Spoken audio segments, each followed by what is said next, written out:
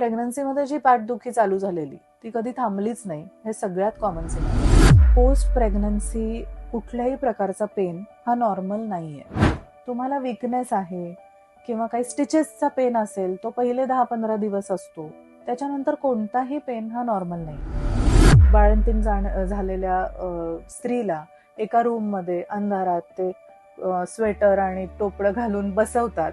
That is the worst thing you can do for her health. लवकरात लवकर तिने बाहेर जाणं, बाहेर म्हणजे घराच्या बाहेर नाही, पण थोडं मोबिलिटी, थोडं उन्हात बसणं, हालचाल करणं, व्यायाम चालू करणं, हे जितकं लवकर केलं जाईल तेवढी मोबिलिटी आणि स्ट्रेंथ परत येते. क्रॉनिक पेन किंवा दीर्घकालीन वेदना पोस्ट प्रेग्नन्सी ह्या खूप सामान्यपणे दिसतात. त्यांच्यामध्ये लो बॅक पेन, SI जॉईंटचा पेन हा खूप कॉमन असतो. पोस्ट प्रेग्नन्सी किंवा पेरीमेनोपॉज अवेअरनेस नाही आपल्याकडे की काय सप्लिमेंट्स घेतले पाहिजेत.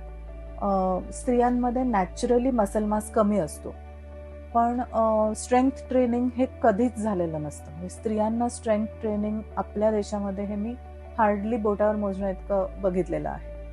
तर मग स्ट्रेंथ ट्रेनिंग नसल्यामुळे ऑलरेडी मसल मास कमी होतो, जो मेनोपॉजच्या वेळेला अजून कमी होतो. किंवा प्रेग्नन्सीमध्ये प्रोजेस्ट्रॉन हे हॉर्मोन जे असतं हे मसल सॉफ्ट करणारं हॉर्मोन असतं, किंवा जॉईंट्स आणि लिगामेंट सॉफ्ट करणारं हॉर्मोन असतं.